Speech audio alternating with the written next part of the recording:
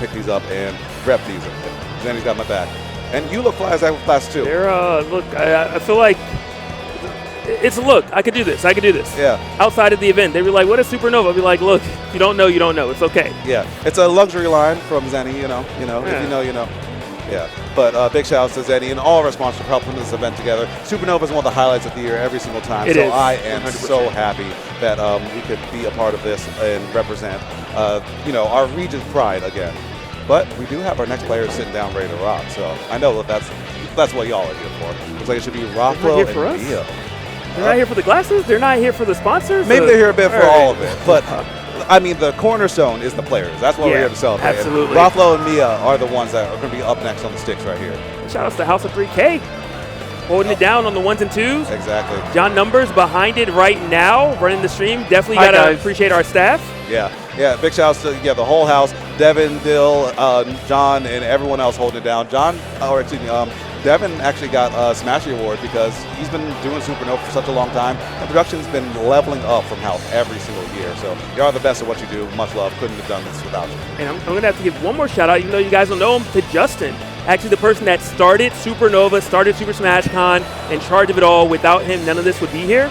Doesn't get enough love. You probably never meet him. Just know Justin's the homie, and he's the reason that we have all things Smash at this event. Yeah, if you see just a stressed out looking white dude, like tall white dude, like probably holding a clipboard or like walking past somewhere. He's sometimes red. He was wearing like the brown new Supernova shirt yesterday. Yeah, that's probably Justin. Say hi, but don't stay too long. He probably has like 20 things to do. Yeah. All right, so looks like the players are ready to start. Looks like we're ready to lock into it. I'm ready when they're ready.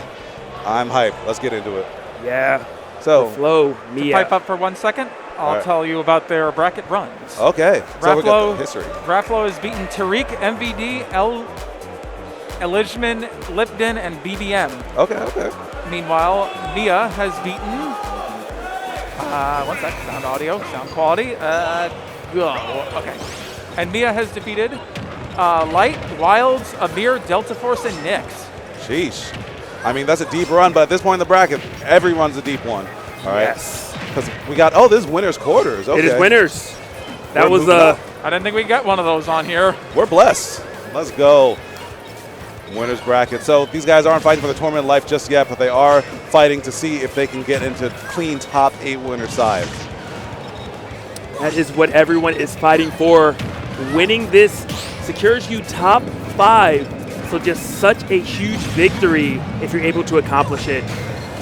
Miya, though, making it look easy at the moment. Palutena, fantastic character, but Miya does not care.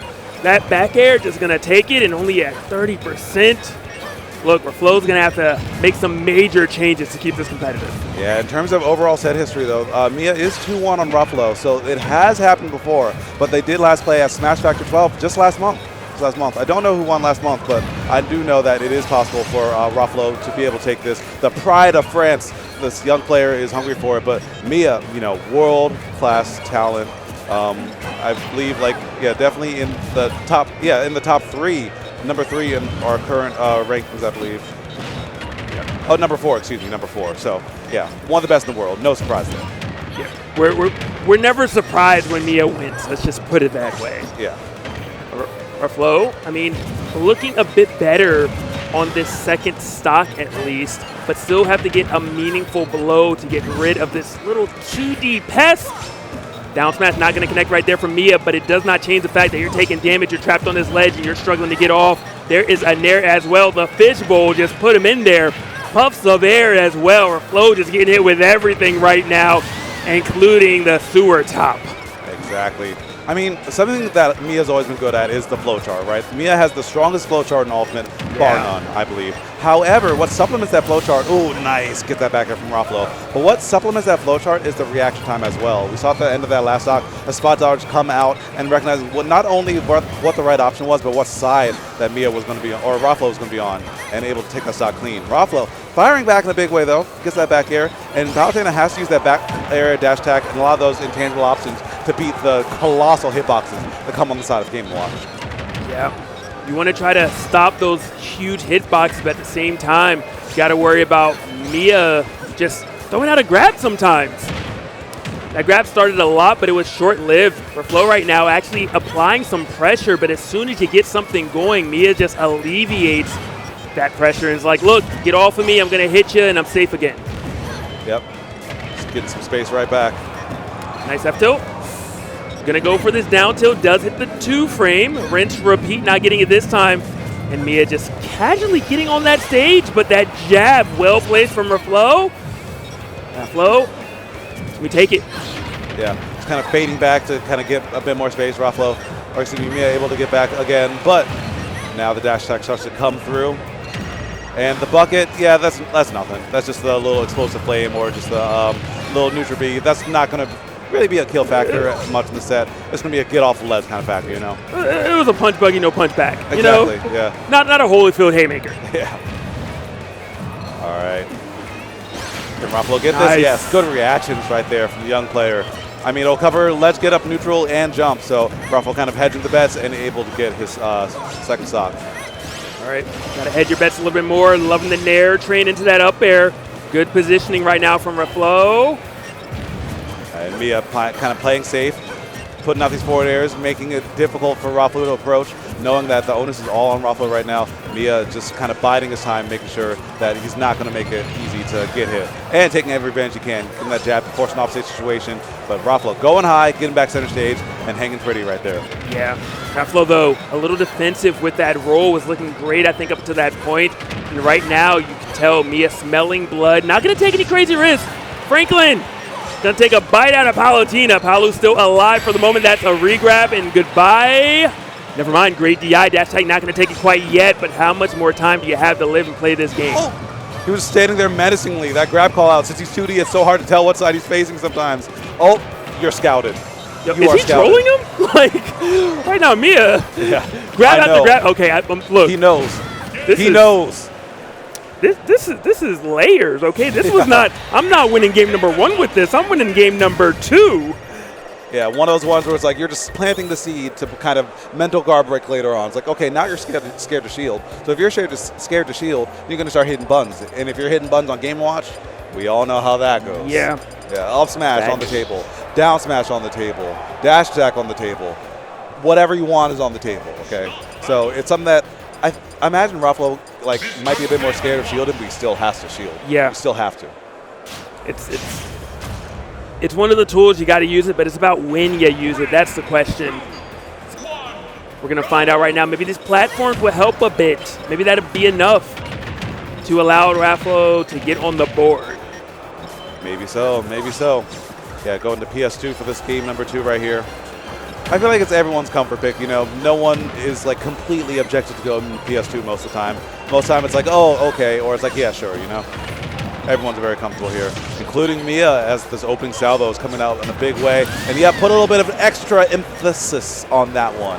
Gets a down smash, charge it all the way up, and gets an early kill. And Miya looking very, very strong this game 2 here. Already getting a quick 32 damage and strong positioning with the chef and the nairs as well. Dash attack, or dash dance start to come out as both of them are jockeying for positioning. Just trying to play it safe, trying to play it cool, calm, collected. Liking the dash attacks, though, using that shield to kind of bash their way in to just creating an opening. But Miya, I mean, still looking fantastic at the moment. Float throws out that down air, not able to get much from it. And it's one of the biggest differences, just Miya's strings last so much longer than Raflow's, and that's not what you want to happen, especially when you're Palutena. You kind of need those combo starters because you're not known for your killing blows and taking shots early in terms of big, heavy attacks. You're known for edge guarding, and you're known for just racking up damage quickly, and that's how you kind of put yourself in position to take that stock. Exactly, yeah. Kind of fair and honest, as the kids say, which on release people would say no, but as the window moved further and further over, fair and honest is the name of the game. You got to earn each and single one of those stocks. No such thing as free lunch, as Palutena a lot of times. But one big thing is that Game Watch is one of the lightest characters in the game, so Raflow only has to hedge the bets a couple times. And that's what I was saying earlier. Miya is going to be looking for more of those up smashes as the conditioning wears on and the buttons are afraid to be pressed. But Raflow, recognizing that, still spacing the buttons perfectly, not putting himself in a punchable position, and drawing some blood here in this game too.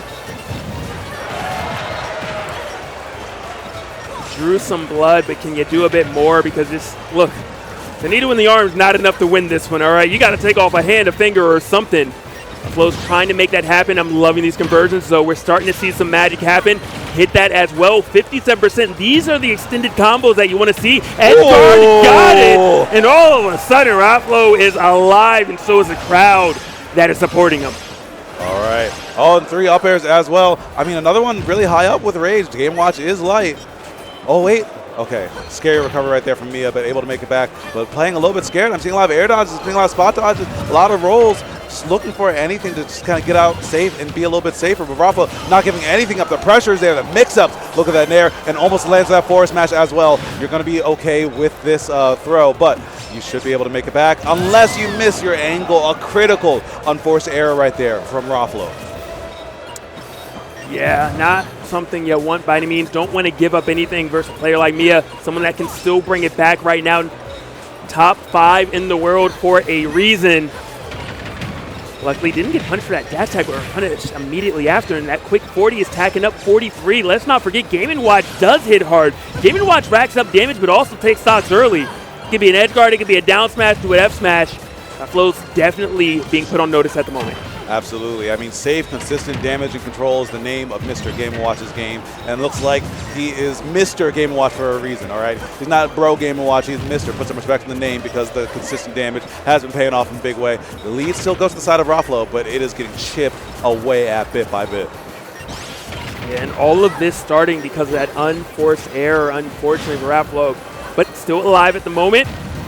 Going a little deep, going to play it safe back there on the stage, but goes for a trump, fails the trump, and all of a sudden Miya just sneaking it away, just under his chinny chin chin. Yeah. I mean, once you see like your opponent go for that trump, right, if you already are off the ledge, Game & Watch's down smash covers so many of those zones. And even if you miss it, like, it's pretty hard to punish because with the charge, it's just kind of like a really, really tight window between like the charge and the release, right? So you kind of have to respect that zone. And Miya recognizing, hey, your options are extremely limited here. Let me get that berry, and if I hit, that's an easy layup into that game. And I mean, it's rough. Even if you want to try to drop down to an attack, that's a little risky just because it's Game & Watch, you know, it's right at the ledge. Maybe they catch you as soon as you let go. It's tough. Maybe you jump and just say, look, I'll just take the damage with the ledge jump because I might get juggled, but I shouldn't lose my stock for it. Absolutely not, yeah. But, you know, at this high level, anything matters. You know, the juggles, the call-outs, there's no single free launch. Everyone's just trying to take everything to the bank here. So, going into game 3, Miya up 2-0 right now, but I don't feel like that tells us full tale of the tape. That last match was extremely close, and I think with a few more adjustments, we could see ourselves at game 4 and maybe even game 5. But Miya trying to close out early. Trying to make that happen. Great back air right there. And I mean, look, Raflow, it seems like hasn't been deterred. Realizes that they had a great game plan. They were doing well, and they very well are capable of taking a game, potentially even a set off of Miya. Yeah, totally. I mean, you don't make it this far unless you have that dog in you, know? Unless you have that potential to make some big plays happen against top 10 players. Yeah. Pairing the last hit of the back air, very difficult to do. Got to punish off it as well. That is definitely something that if Raflow can do that consistently, might eliminate one of Miya's options. Oh, big call out and got caught with a bad DI as well. Miya trying to go forward, trying to get past Raflow right there. Raflow acting as a big old stop sign and with a bad DI as well. Reading some air dodges as well. Miya's defense is looking a little bit scrambled. Pixels away from hitting a down air right there would have been a critical juncture. But Miya lives to die another day for now. But still, every option getting called out. You know, every time you start to press forward, a shield is waiting for you. You're getting bashed in the face each time. Yeah, we're starting to see, you know, maybe one of the slight kind of cracks in the armor of Miya. It seems like once Miya gets juggled a couple of times, maybe gets a little flustered, start throwing out a lot more buttons without the traditional calculation that we see Miya do it with. But it's so rare that Miya's wrong that it doesn't seem like it's going to be a deal breaker or really mess up too much. Exactly, yeah. Oh, wow. Caught sleeping at the wheel a little bit, the ledge a little bit too long, and a 3-stock to 1 lead, 2-stock to 1 lead. To Raflow right now, but still a sizable lead at that. Yeah. What you doing over there, buddy? Yeah. Why are you hanging out there? Yeah. Are you loitering? Okay, all right. In or out? Got to pick one.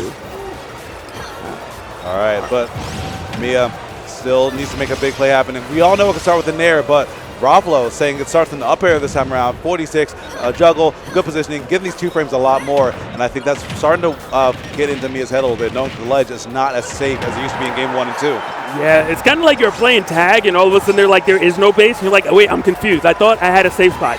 You don't anymore. And it also allows your game plan to change a little bit. Instead of trying to like do some fancy combo or any of that stuff, it can be, let me just get you off stage because I know how much damage I'm going to tack onto you whenever you are off stage because of my 2 frames consistently hitting. Exactly, but Miya looking like waking up a little bit, but just like that, Raflow coming right through with the dash attack. I think that's the tricky thing. When Miya starts to get pressure going, kind of giving Game Watch a taste of his own medicine, you know, has an invincible option or has a little kind of get-out option, and it's getting harder and harder to contest, especially as the percent gets racked up, you get more and more payoff after these small hits. Sure. Ooh. But Miya is making a little bit of a comeback now. 100%, still extremely doable. But Raflow, the out of shields option, is on point as well. Yeah, and we saw this earlier.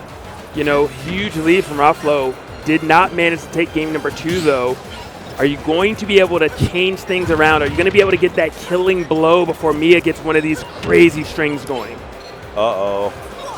Yep, you're forced off stage, so deep nair. That's going to be a big combo here on PS2. And even worse positioning as well. Yeah, you're going to have to teleport mixed up, but Miya has that covered. He knew you were going to go to that platform. There's no way. What's the call out here? Mixing I'm scared. up with the grab. Oh, no. Don't let it be you. Don't let it be you. No. It's about to be you. Has to air dodge in closer. You used to have the upbeat, but I think you have to air dodge again in the upbeat. Should be a call out. No, goes for the off angle and able to make it back. Raflow has to regain composure immediately, or else this game could easily go to the side of Miya. Spot dodge gets called out with the back air. What's the mix up? Or do we have a recovery? Hang out on the ledge again. Miya taking up space. The jab. Oh. Wait. Oh, no! Off of the jab. Recognizing that the pushback was going to be too much. Had to let it go because otherwise that was still going to be an easy punish. But at the end of the day, Miya kept it just a little bit more in the pocket. Those last 2 games were so close. It has to be like one of those 3-0s, but the asterisk next to it, because it was close, though. Man. It was close, though. And if any one of those games went the way of Raflow, we could have seen an entirely different story. But instead, the number 4 player in the world is going to make it in the top 8 winner side, a little bit closer at clinching the title of Super